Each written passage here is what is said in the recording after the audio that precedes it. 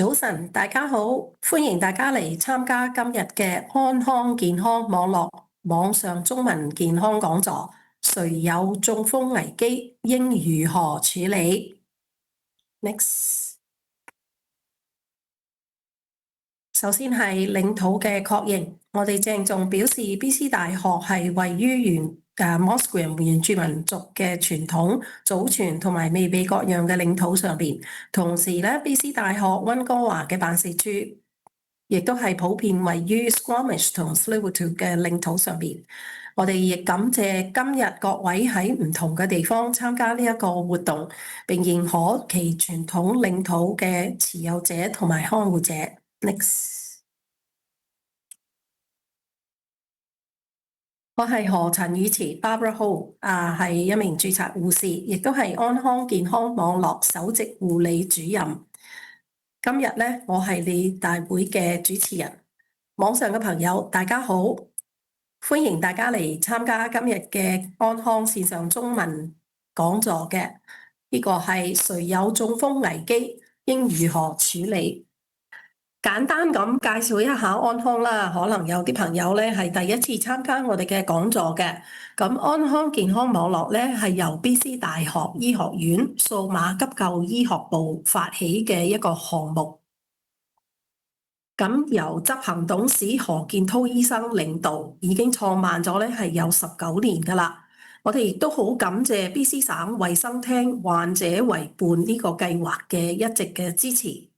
主要嘅目的咧係希望能夠以可靠嘅健康資訊、社區資源同埋網絡嘅嚟到向 BC 裏邊嘅省民多元文化嘅群眾啦、病患者啦、家屬啦同埋社區嘅成員咧，提倡有關呢個慢性疾病嘅教育嘅預防方法啦，同埋自我管理。通過健康講座咧、工作坊同埋運用網絡嘅技術咧，嚟到提升病患者對疾病嘅認知，教導佢哋有效嘅管理方法，降低呢個疾病嘅風險，同埋提倡正規嘅治療方式。亦都同時咧，係同民眾探索一啲可靠嘅健康網絡啦，同埋一啲電子嘅工具，提升大眾對電子科技嘅認識，同埋點樣可以改善健康嘅質素嘅。咁我哋跟住落嚟嘅嘉賓咧，就係 Patsy Lam， 佢係一位註冊護士嚟嘅。咁佢咧亦都喺呢一方面咧，可以有啲建議俾到大家喎。歡迎你 Patsy， 你好。你好，清唔清楚啊？聽得清楚。OK， 好 ，thank you。咁麻煩阿 Barbara 幫我 advance 個 slide，咁我會話俾你聽 next slide 咁樣嘅。OK， 好，唔該晒。好 ，thank you。咁大家好，我簡單介紹下自己啦。我叫 Patsy Lam， 我係一個 registered nurse， 係個 clinical nurse specialist。我喺 BC 省嘅其中一個衞生局嗰度工作咗差唔多20幾年。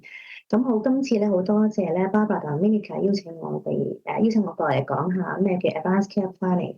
喺呢一個20 minutes 嘅 session 裏面咧，會講幾樣唔同嘅 topic 啦。第一個就係講下咩叫做預先安排護理計劃 Advanced Care Planning。咁講完之後，會大概咧講一講咩叫 Palliative Care， 即係舒緩治療同埋佢嘅運作方式。最後咧會簡單介紹一下相關嘅社區資源嘅。Next slide。咁Advanced Care Planning 呢一個字咧，有好幾種唔同嘅譯法嘅。喺呢一度咧，譯做預先安排護理計劃，有時會譯做預先護理計劃。咁係簡稱嘅係 ACP Advanced Care Planning。ACP 咧喺過去嗰幾年咧，其實得到好多衞生局嘅大力推廣啦。因為大家都知道呢一個嘅 Advanced Care Planning 嘅重要性。咁其實係咩嚟嘅咧 ？ACP Advanced Care Planning 咧係可以令到你事先去考慮，同埋規劃你日後嘅健康同埋個人護理安排。好多時咧，因為人生好似頭先 Barbara 提到啦，係好無常嘅，有時唔知幾時會發生啲咩事。咁如果日後因為有啲咩事嘅病狀或者意外而冇辦法表達或者決定我自己嘅治療意願嘅時候咧，Advanced Care Planning 預先護理計劃就可以幫助你嘅醫療團隊同埋決策代言人，以最符合你嘅利益方式去幫你做出醫療決定嘅。咁我想翻去第一個 point 呢一度咧，會時候就寫咗話係一個讓人們反思自己價值觀同埋願望嘅時刻。喺應交幾個 slide 會詳細講下咩叫價值觀，因為好多時咧，我哋諗醫療計劃嘅時候咧，大家就會諗到啊，我想插喉啊，或者我想餵食啊咁樣。咁但係咧，其實諗到咁具體、咁仔細咧，係好困難，因為我哋冇辦法去 predict 去預計將來會發生咩事嘅。咁所以 advanced care planning 咧，其實係幫我哋咧去反思下咩嘢對我嚟講係最重要嘅。就透過呢一樣嘢咧，去制定去作出醫療決定嘅。咁喺度咧特別想睇一睇就係咧預先安排護理計劃咧，並唔係一個單一嘅事件，而係一個過程嚟嘅。有幾個 step 要做，同埋咧隨住呢個人嘅健康嘅狀況有改變咧，或者價值觀改變咧，advanced care planning 係需要 revisit，即係話可能你翻去睇下，咦幾年前做嘅 advanced care planning，而家可能唔係好適用喎，或者我需要再重新製作一個，重新再做一個預先安排計劃啦。咁 next slide。咁係人生咧，我哋大大小小不停咁安排，同埋做好多計劃嘅。由細個可能有細路仔嘅 audience，所以會幫手或者諗下學校嘅 planning 啦。出咗嚟翻工啦，就要儲錢去結婚啦、買樓啦、買車啦咁。咁我哋咧其實人生不停咁做住好多嘅計劃。咁點解我哋唔幫自己做埋醫療同埋個人計劃咧？Next slide。咁預先安排護理計劃咧，頭先提到啦，就唔係一個單一嘅過程，而一個 process 嚟嘅一個 sorry，頭先講錯咗，應該話係咧，唔係一個單一嘅事件，而一個過程嚟嘅。咁包括5個 steps，第一個 step 咧就係 think 思考啦，諗下我哋個人嘅價值觀同埋對我重要嘅事喎。咁譬如話對我嚟講咧，我可以同屋企人相處嘅時間就係最重要嘅，或者咧我希望我嘅醫療團隊知道咧。哇！宗教對我嚟講係非常重要嘅。如果有咩事情嘅時候，我希望有一個pastor 或者有一個宗教嘅代表喺我身邊嚟支持我啊咁樣。咁咧第二個 step 咧就係 learn 學習啦，了解一下我而家嘅健康情況同埋接收資訊嘅方法喎。咁我而家有啲咩嘅健康嘅問題咧？我呢個問題會唔會繼續衰退落去咧？咁我想點樣接收資訊咧？我會唔會想話有屋企人同我喺埋一齊咧，聽醫生講嘢嘅時候，或者咧有啲人會同我講話我唔想知任何嘢，你直接同我太太講得㗎啦。咁每個人咧接收嘅方法、接收資訊嘅方法都唔同，冇啱同埋錯嘅。最緊要係知道自己想要點樣做，而同醫療團隊可以溝通嘅。咁第三個 step 咧就係決定啦 ，decide。當我冇辦法決定意願嘅時候，冇辦法表達意願嘅時候咧，邊個會代表我作出決定咧？咁呢一個咧，其實就係指要揾出一個決策代言人。呢一個決策代言人咧，係要同你係冇 conflict 啦，同埋對你有，同埋喺近期係同你有接觸嘅，同埋咧呢個決策代言人咧係同意做你嘅決策代言人喎。咁喺 BC 省咧係有一啲嘅 law 啦，就係如果冇決策代言嘅時候咧，個 law 咧嗰個法律咧就會根據以下 list 咗嗰啲人咧嚟幫你做決定。咁有啲人就話我唔想話係跟住呢一個嘅排名表落去做，我有一個特別嘅決策代言人，我特別想去幫我嘅。咁所以點解咧 advanced care planning 喺呢一度係好重要，因為有啲唔同嘅 form 咧，佢需要去簽訂，去將來去用嘅時候可以用得到嘅。咁talk 啦，第4個 step 就係討論啦。同重要嘅人討論事情嘅優先順序，咩嘢對我嚟講係最重要嘅？咁第5個 step 咧就係記錄落嚟啦，將我講過嘅重要嘅事情嘅優先次序啦，邊個係我嘅決策代言人啦，將呢啲嘅資訊咧以紙、影音、影片或者錄音嘅方式記錄落嚟嘅。係 next slide。咁喺 BC 省咧，你見到一個網站個 link 喺呢度啦，有一本書叫做 My Voice。咁呢一本 My Voice 咧，就有好多唔同嘅語言版本嘅，包括中文喺入面。呢一本嘅書咧係可以 download 落嚟，大概係50-60版紙長啦。裡面咧包括咗好多唔同類型嘅advanced care planning 嘅資料喺入面嘅。有好詳細解釋嘅 step 要點樣做啦，然後咧有一啲嘅字可以有啲嘅空白嘅空間咧，可以俾你咧去寫低一邊睇一邊諗到啲咩寫到嘅 value 啊咁樣。咁如果咧大家有興趣咧，可以喺一個網站嗰度 download 落嚟去睇多啲嘅。咁 next slide。咁有啲人可能會話：哇，嗰本書好厚喎，50-60版紙，有冇啲簡單啲㗎？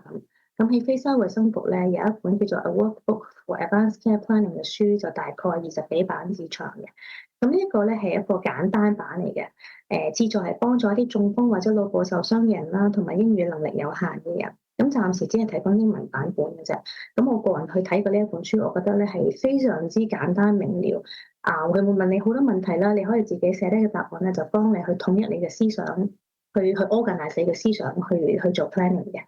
咁 next slide。咁咧頭先好簡單咁講咗咩嘅 advanced care planning，咁我而家 switch gear 講下咩叫做 palliative care 舒緩治療啦。palliative care 咧就好似 advanced care planning 咁咧，有好多唔同嘅譯法嘅。咁喺呢個 slide 裏面咧，我哋譯咗做舒緩治療啦。如果你上去網站就睇咧，其實會見到善終啦、安寧啦，咁其實都係解緊 palliative care。咁其實咩叫做 palliative care 咧？Palliative care 咧係一個 specialized 嘅 medical care 嘅 service 嚟嘅，係一個服務嚟嘅。咁 palliative care 咧並唔係一個地方，咁因為咧佢其實係一個服務，所以咧係可以提供 palliative care 喺醫院裏面啦，喺患者嘅屋企啦，喺善終護理院即係 hospice 啦，輔助生活機構即係 assisted living 同埋老人院 long term care 嘅。咁個服務咧係志在係要幫助一啲生命有限制嘅病人咧，得到最佳嘅生活品質，即係 quality of life 啦。咁呢個服務咧適用喺任何人身上，無論任何年紀啦、種族啦、生活文化啦、背景同埋宗教咧，都可以適用 palliative care 嘅。係呢個服務咧，其實根據呢一個患者嘅需求啦，個服務可能可以包括用藥物去或者其他嘅療法啦，去幫助舒緩腫痛或者其他嘅症狀管理啦。為呢個患者嘅家屬咧提供支援，有啲嘅患者咧可能會話：我想喺屋企接受 palliative care，我唔想出入醫院，或者我又唔想去 hospice 嘅。咁呢個都係可能嘅。咁喺呢個情況下咧，所屬嘅衛生局嘅 home care centre咧就可以派一啲嘅醫護人員啦，定期去探訪同埋去支援呢個患者喺屋企同埋照顧者嘅需要啦。咁有啲嘅患者咧係可能有一啲特別嘅要求，關於喺文化或者喺宗教或者 spiritually 需要多啲嘅協助啦。咁呢一個亦都可以會得到 palliative care 嘅 team 嘅 support 嘅。喺每一個嘅社區嗰度咧，都有一個 palliative care team 咧，係 work with 社區護理服務嘅護士，咁就係提供呢啲特別嘅支援服務。Next slide。咁聽咁多可能會話，咁我點樣去得到安排呢啲嘅 palliative care service 咧？咁如果你有興趣或者你認識需要舒緩服務嘅人咧，可以聯絡你所屬衛生局嘅 home health office 居家社區護理辦公室。咁你哋見到呢度有好幾個電話 number 嘅，咁根據呢一個嘅患者嘅地區咧嚟打呢啲 number 嘅。或者咧，如果唔係好了解或者想揾啲人幫忙嘅話咧，其實可以請醫療專業人員幫你轉介，咁就包括家庭醫生同埋咧specialist 嘅。Next slide。咁喺 BC 省咧有一個叫 BC Palliative Care Benefits Program，BC 省舒緩治療補貼計劃。咁呢一個嘅補貼計劃咧係適用喺持有有效醫療保險計劃嘅 BC 省居民，同埋咧有一個 specific criteria 就係佢哋係處於危及生命嘅疾病晚期啦，同埋希望接受舒緩治療嘅時候先會合資格嘅。咁呢一張咧係一張 form 係需要個患者或者家人同埋個doctor 咧簽咗之後咧去 submit 上去 approve 咗嘅話咧，即係證明合作資格嘅患者咧就可以得到舒緩治療藥物名冊裡面嘅藥嘅 coverage。咁唔係所有藥都會 cover，咁好似頭先提過咧，就係要喺一個舒緩治療藥物名冊裡面嗰啲藥先至會有 coverage 嘅。咁另外咧，亦都會得到當地嘅衛生局所提供嘅醫療用品同埋設備嘅 coverage， 但係唔係全部係有一啲好 specific 嘅 list 咧。係如果你想知道多啲關於係咩嘢嘅用品會得到 coverage 咧，可以去呢一個網站嗰個查詢。Next slide。咁又係好簡單講咗咩叫 palliative care 啦，而家就會提供少少嘅資訊啦，關於 community resources。呢度有3個 link， 第一個 link 咧就係 Advanced Care Planning Information Booklet， 就係由 BC Centre for Palliative Care 提供嘅。咁 BC Centre for Palliative Care 即係第三個點喺呢度咧，其實係一個網站咧，係裏面提供好多嘅舒緩服務嘅資訊，其中包括埋咧預先安排護理計劃嘅資料嘅。咁如果大家有興趣咧，可以去呢一個網站嗰度睇。咁呢一本預先安排護理計劃小冊子咧，就係大概20幾版之長，就有中文、英文咧，有好多唔同嘅語言嘅版本提供啦。咁多一個資訊，多一個嘅了解咧，希望大家。咁喺第二個 point 呢度咧，就係如果好似話，我想知道多啲咩嘅 palliative care，或者我想知道 specifically 有啲咩嘅服務，我所處嘅衛生局會提供咧。咁呢度咧有一個 Vancouver Coastal Health 嘅 palliative care 嘅 homepage 喺度，聯絡衛生局嘅網站。如果你係處喺其他衛生局嘅 audience，你都可以去你哋所屬衛生局嗰度打入 palliative care 呢個字咧，就會揾到衛生局嗰個衛生局嘅關於 palliative care 嘅資料噶啦。每一個衛生局提供嘅 palliative care service 其實都係大同小異嘅。可能最唔同嘅就係點樣打電話去得到呢一個服務咯。咁所以大家可以透過咧去查詢網站去揾到呢啲資料嘅。咁下一個 page。Next slide，咁咧嚟到呢個最後一版咧，就係 BC 省嘅健康連接 HealthLink BC 811，呢個係一個電話 number 啦，24小時提供俾 BC 省醫療服務、醫療健康、醫療保健系統嘅信息，只有中文服務嘅。咁最尾呢一個嘅 point 咧就係 BC 省家庭照顧者中心 Family Caregivers of BC 呢個網站咧就係提供一啲對照顧者嘅資訊。咁譬如話幾時有一啲嘅 workshop 啊，或者幾時有啲 expo 啊咁樣咧，咁照顧者可以上去呢個網站得到多啲嘅資料。咁呢個就係最後一個 slide 啦。唔該晒 Barbara。唔該晒，Patsy，詳細同我哋講解下呢一啲服務同埋呢一個 Advanced Care Planning 嘅計劃嘅。咁大家咧可以停一停，諗一諗，睇下需唔需要做啲咩預早嘅安排啦。或者你想認識多啲關於呢一方面嘅資訊嘅咧，就可以去你屋企嘅區域嘅衛生局度查詢噶啦。希望經過今次嘅講座咧，大家會比較更加了解中風係乜嘢嘅一回事，可以對身體嘅影響好大，亦都可以影響你嘅心理嘅健康嘅。呢度咧就係我哋安康網站嘅聯絡嘅方法啦。如果你真係有其他問題嘅，你可以電郵俾我哋安康 icon.support@ubc.ca。可以跟進睇我哋嘅安康嘅面書等等嘅平台。亦都好感謝BC 省衛生廳患者為伴嘅計劃嘅一直對我哋安康健康網嘅支持嘅。咁我哋聽完今日嘅講座咧，就認識咗好多關於中風嘅資料啦。咁中風咧係可以預防、可以治療，亦都係可以治癒嘅。咁尤其係我哋迅速嘅行動、攜手合作嘅情況之下咧，提高咗公眾嘅意識，可以挽救生命，及時採取行動係可以減少殘疾，而且康復咧係需要持續嘅照顧同埋社區嘅支持嘅。希望大家可以將呢啲信息傳俾大家，大家亦都可以翻上去我哋嘅網站咧，喺度再次瀏覽我哋今日嘅講座嘅噃。咁希望大家有一個健康快樂嘅生活，我哋下一次再見啦，拜拜。